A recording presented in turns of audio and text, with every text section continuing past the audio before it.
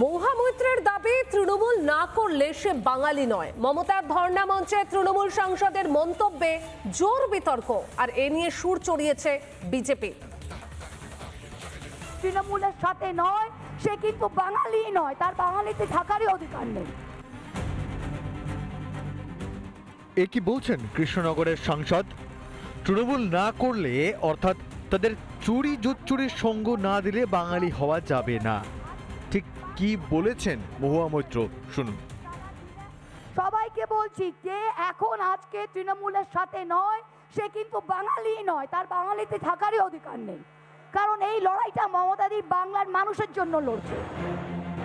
সমালোচকদের বিজেপি বলে দাগিয়ে দেন মমতা। একসময় বিরূপ প্রশ্নকর্তাকে মাওবাদী বলেছিলেন। এবার এক ধাপ এগিয়ে তৃণমূল বিরোধীদের জাতিসত্তা নিয়ে তোপ দাগছেন। এর বিরুদ্ধে সরব বিজেপি। इनके सांसद कुछ भी कहें, मैं इतना ही पूछता हूं, बंगाल के विकास में किसका योगदान है? बंगाल के लोगों का। अगर इनको बांग्लादेशी घुसपैठिए बंगाल के लोग लगते हैं तो यही इनके लिए सबसे बड़ी भूल होगी। তৃণমূল মানেই দুর্নীতি, কারচুপি। ঘাসফুলের পতাকা নেওয়া ক্ষুদ্র কর্মীও স্বীকার করতে দুবার ভাবেন না। আর বাঙালি হতে কিনা সেই চোরের দলে নাম লেখাতে হবে, এমনই বলতে চাইলেন মহুয়া। তাকে কটাক্ষ করেছে বিজেপি। লোকসভায় 10টা থেকে 11টা থেকে শুরু হয়, উনি পাঞ্জাবের হয়ে যান। 12টা থেকে উনি তেলুগু হয়ে যান। আর 1টা থেকে উনি তামিল হয়ে যান। আর 1টা থেকে 2টো থেকে উনি কেরালিয়ান হয়ে যান। আর মাঝে মাঝে উড়িষ্যা হয়ে গেছে, লাস্টে উড়িষ্যাতে ফেসে গেছেন।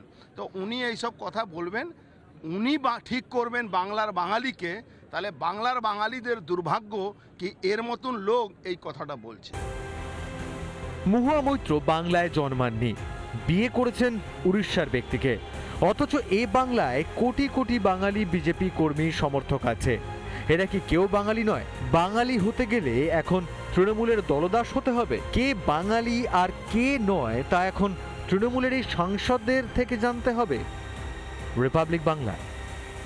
নানা ধরনের কন্টেন্ট দেখার জন্য লাইক করুন, শেয়ার করুন আমাদের ফেসবুক পেজ, সাবস্ক্রাইব করুন আমাদের ইউটিউব চ্যানেল। পাশাপাশি অন্যান্য ব্রেকিং নিউজের জন্য অবশ্যই চোখ রাখুন রিপাবলিক বাংলায়।